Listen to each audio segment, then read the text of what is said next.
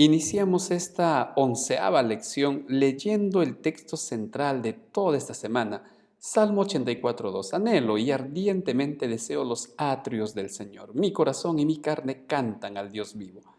El deseo del autor, el deseo del salmista es permanecer, estar en la presencia de Dios, mantenerse en el templo, estar acompañado de Dios. Es el deseo que nos presenta esta lección.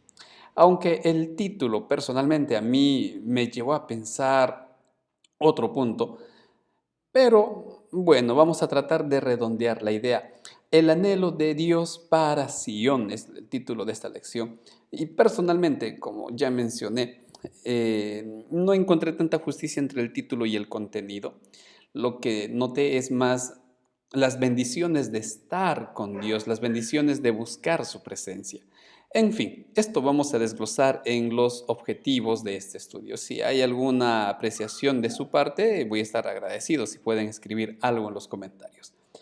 Vamos a trabajar con 3 objetivos, como ya es costumbre. No vamos a ver un resumen diario de esta lección, sino vamos a agrupar en ideas centrales. Lo primero que hablaremos es el profundo deseo del salmista, algo que ya mencioné en la introducción. Luego veremos las bendiciones de estar con Dios, seguridad y firmeza entre ellas. Y por último, una invitación a todo el mundo de buscar la presencia de Dios. Con estos 3 objetivos, queridos amigos, trabajaremos con nuestro bosquejo. Sean bienvenidos y recuerden que pueden descargar las diapositivas para el uso que ustedes consideren necesarios. Vamos a ver el desarrollo de estos 3 objetivos.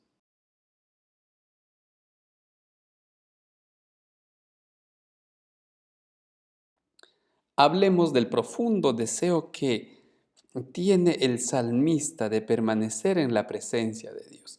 ¿Por qué? ¿Y cuál es la relación entre Dios y Sion? Hablemos entonces de este aspecto. Veamos una primera verdad en medio de todo esto. Sion, si bien es cierto, se le conoce a Jerusalén, porque es la ciudad de Dios. Jerusalén o Sion vienen a ser lo mismo, porque es la nación que Dios escogió. En Jerusalén estaba su templo, pero realmente Sion vendría a ser donde Dios está. En otras palabras, Sion no es un lugar geográficamente único, y ese es el exclusivo lugar donde tenemos que ir a adorar a Dios. No, Sion vendría a ser el lugar donde Dios está. Cristo lo dice de otra manera: donde estén 2 o 3 en mi nombre, ahí estoy yo. La idea es la misma: donde está Dios, ahí es Sion. Por supuesto que en nuestros templos, cuando nosotros tenemos las diferentes ceremonias, también invocamos la presencia de Dios, buscamos que Dios nos acompañe. Entonces, Sion, por así decirlo, es donde Dios está. Ahora comprendamos otra verdad.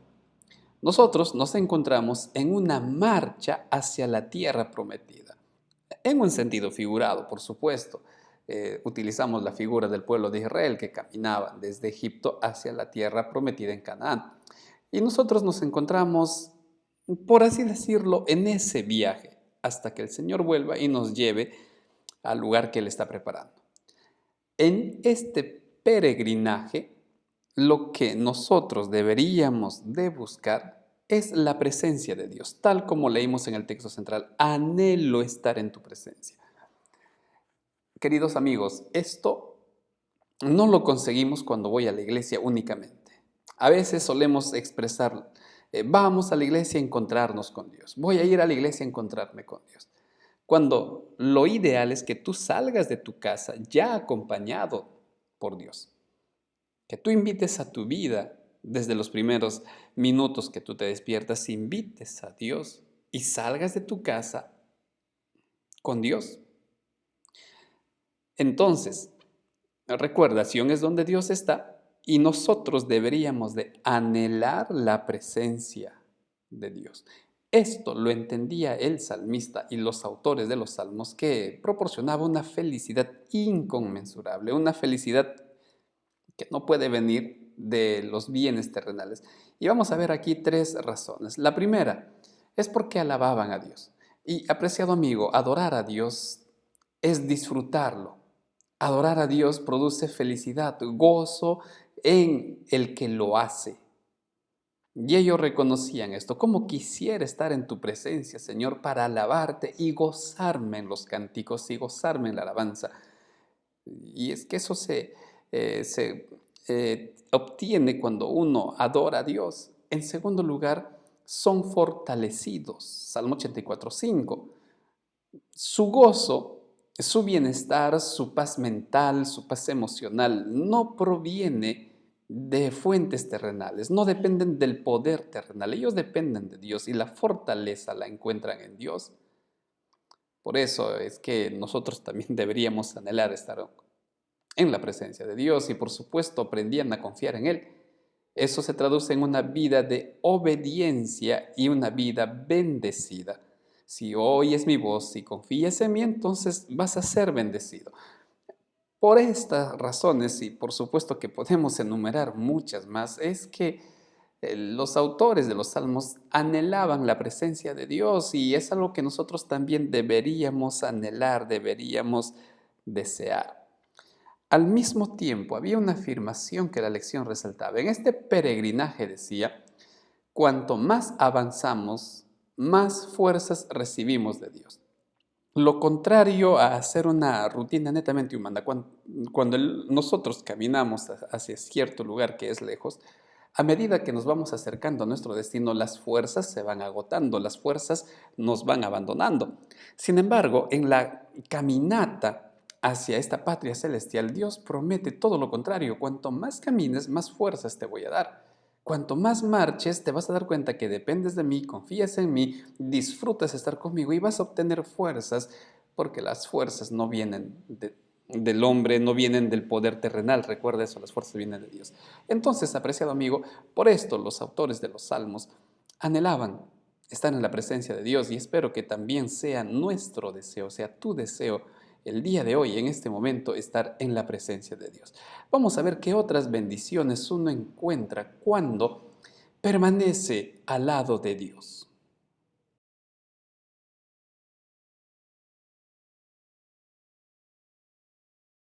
Seguridad y firmeza. Veamos qué podemos encontrar en Dios. De acuerdo al Salmo 46:1, Dios ofrece seguridad y protección.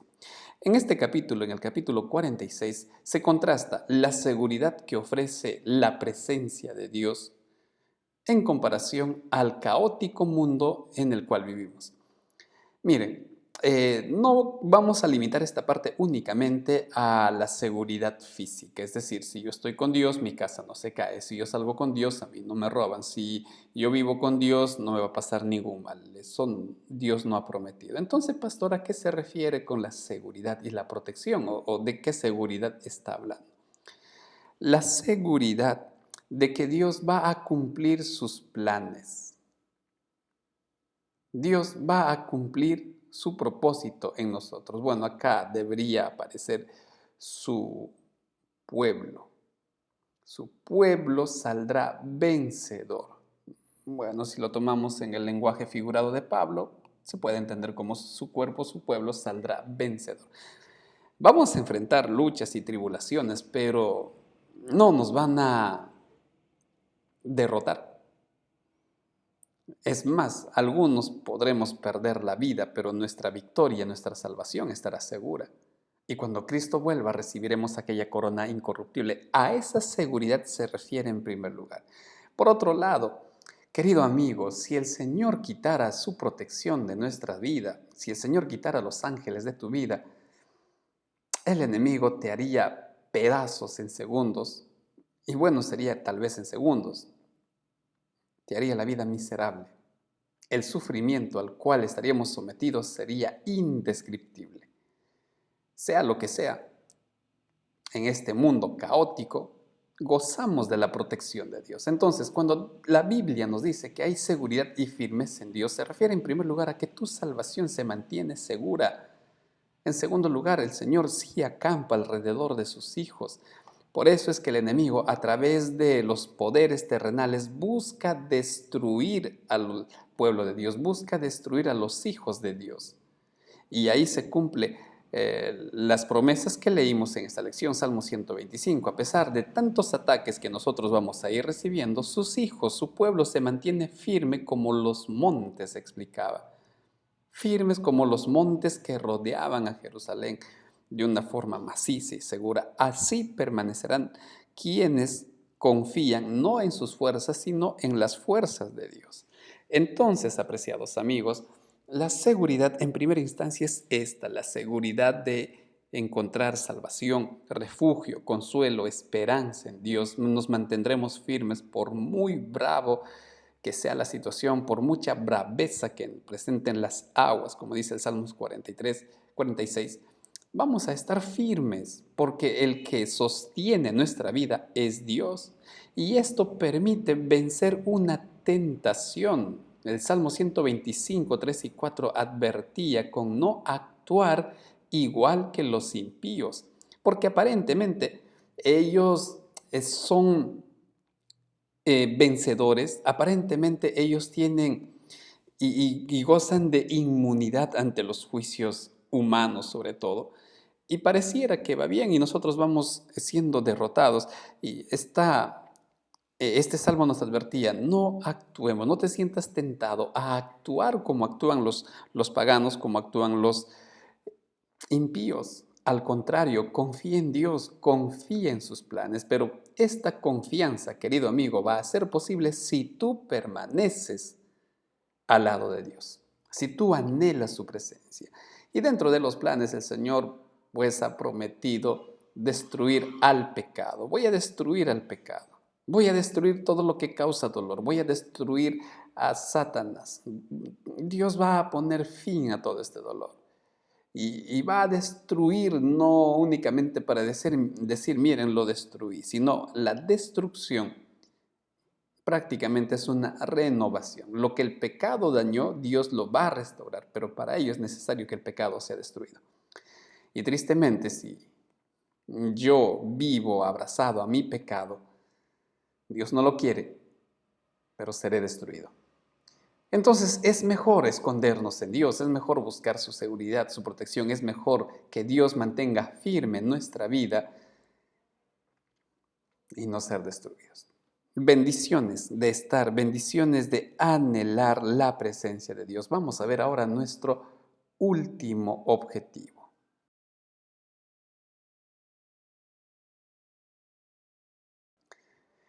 Nosotros tenemos que hacer una invitación, pero para esto voy a mencionar algo relacionado a los juicios de Dios. Confiar en Dios es también confiar en sus juicios. El Salmo 122 hablaba precisamente de las sillas donde se juzgaba en Israel. Y la Biblia tiene innumerables textos que muestran el juicio que está llevando Dios a cabo. Pero recuerda, este juicio no es para condenar, este juicio es para salvar. Y si tú confías en Dios, entonces confía en su juicio, porque es justo.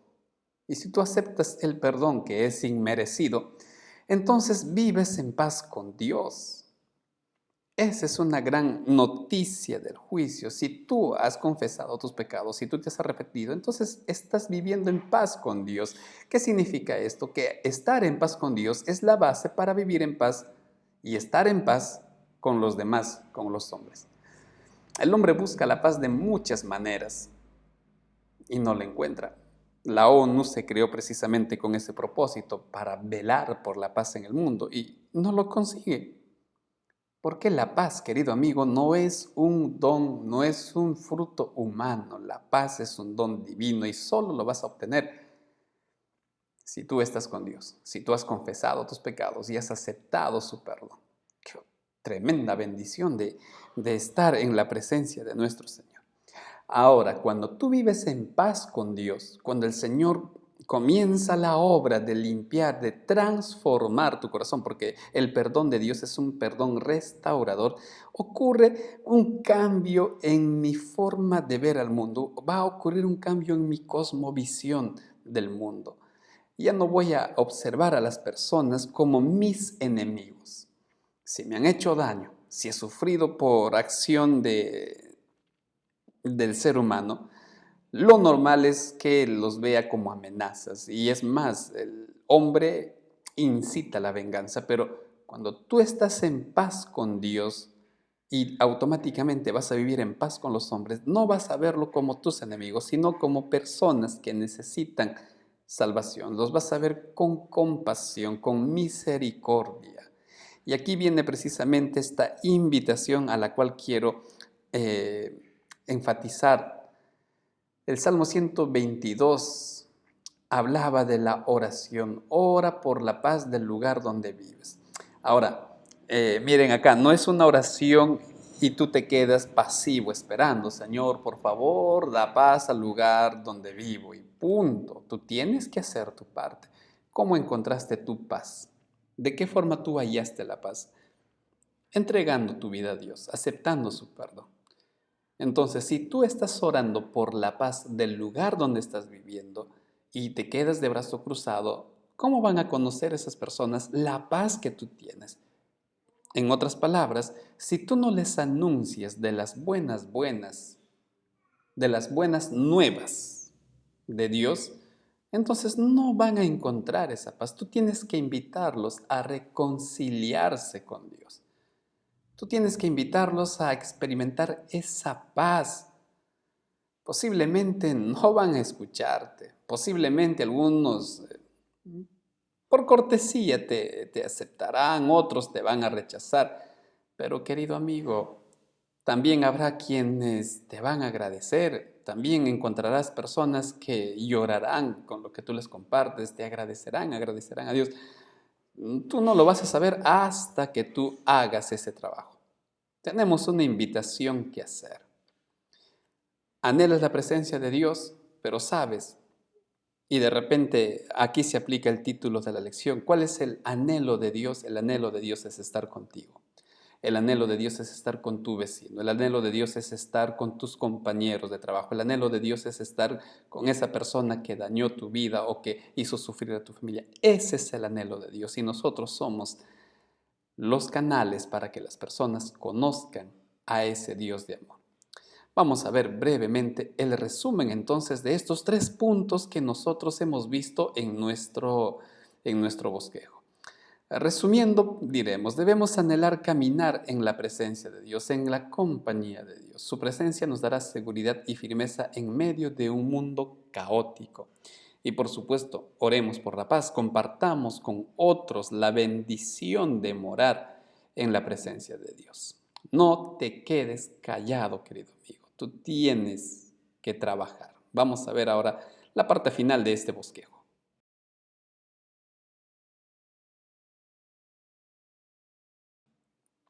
¿Qué hacer?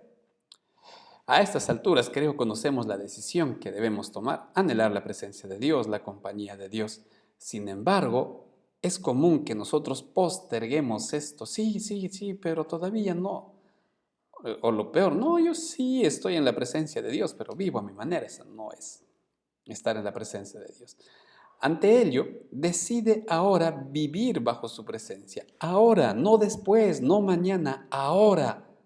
Estudia su palabra, búscalo en oración, comparte su amor, comparte sus obras, sus milagros con otras personas. Haz ese trabajo, querido amigo, y por supuesto, nuevamente enfatizo, estudia su palabra, es decir, estudia también la próxima lección, adoración, sin fin, la 12ª lección de este primer trimestre. No dejes de estudiar tu Biblia, querido amigo. Terminamos entonces este breve comentario de nuestra lección, este breve bosquejo. Querido amigo, si tú consideras valioso, puedes descargarles diapositivas y también comparte este material. Por mi parte me despido. Pensé este mes de marzo iniciar con las transmisiones en vivo, sin embargo, estamos terminando todavía de ir adaptando ciertas cosas, pero pronto espero volver con los comentarios que a mí me ayudaban y espero también les haya ayudado a ustedes los comentarios en vivo. Que Dios los bendiga. Un gran abrazo. Muchas, muchas bendiciones.